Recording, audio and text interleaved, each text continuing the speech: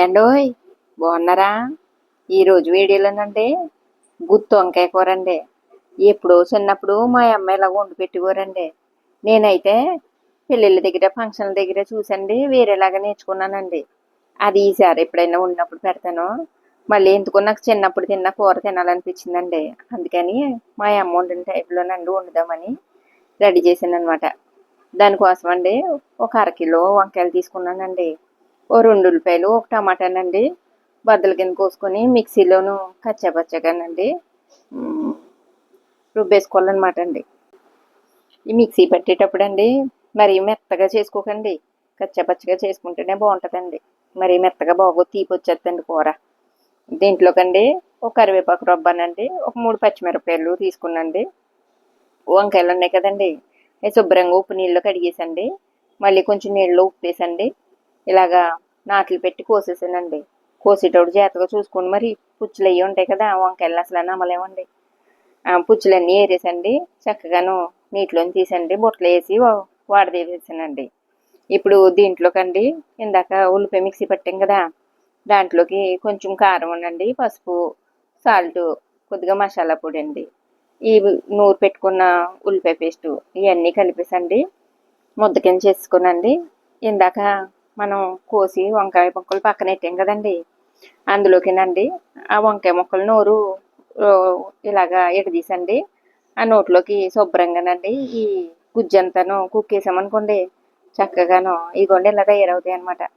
ఇలా రెడీ చేసుకున్న వంకాయలనండి పొయ్యి మీద మూకుడు గిన్నె ఏది ఉంటే అది పెట్టేసుకునండి. అందులోనూ నూనె వేసండి కాగాకను పచ్చిమిరపకాయలునండి కరివేపాకు పక్కన పెట్టుకున్నాం కదా, ఇగోండి అవి వేసేసుకున్నాండి. ముందు కొంచెం బాగా యాగనిచ్చుకోవాలన్నమాట అండి.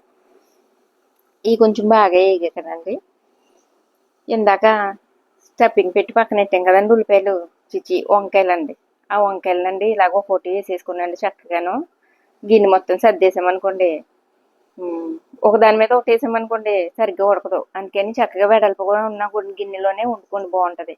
అదే అండి గిన్నె పానో ఏదో ఒకటి అలా వేసేసండి అన్నిని కాసేపు బాగా మగ్గనివ్వాలన్నమాట అండి. మగ్గాలంటే మరి మూత పెట్టుకోవాలి కదండి, అందుకని ఇవన్నీ సర్దేసాకనండి మూత పెట్టేసి ఒక 10 నిమిషాలు మగ్గబెట్టానండి. సరిగ్గా మగ్గిందా లేదా అని మూత తీసి చూస్తే అబ్బాయి ఇంకా సరిగ్గా మగ్గలేదండి, అదిగో మగ్గుతూ ఉంది, వంకాయలు ఇంకా గట్టిగానే ఉన్నాయండి. సర్లే ఇంకా మగ్గుతాయి అని చెప్పి మళ్ళీ మూత పెట్టేసానండి. తర్వాత మళ్ళీ తీసి చూస్తే అండి ఇదిగోండి ఇలా చక్కగా మగ్గినాయండి. చూసారా వంకాయ చక్కగా ఉడికింది.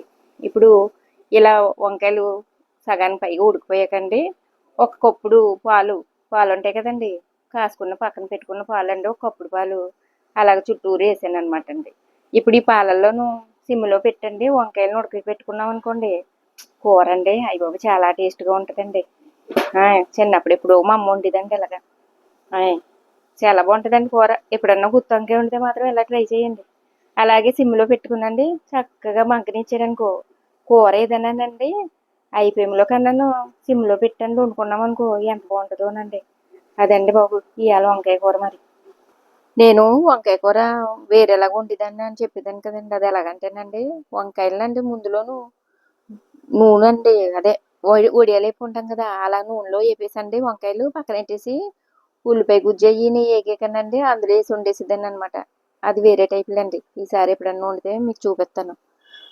ఇది అండి ఇవాళ ఇంతకీ వంకాయలండి మా భీమవరం పక్కన పెన్నాడని ఫేమస్ అండి బాబు. పెన్నాడు వంకాయలు అంటే అయ్యి బాబు చాలా మంది ఫ్యాన్స్ ఉంటారండి. అంత బాగుంటాయండి పెన్నాడు వంకాయలు. ఆ వంకాయలేనండి కూర. మరి ఈ కూర ఎలా అనిపించిందో మీరు వండుకొని తినండి.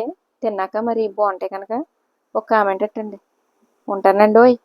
అలాగే ఓ లైక్ ఇవ్వండి. కొత్త వాళ్ళు అనుకోండి సబ్స్క్రైబ్ చేయండి. మరి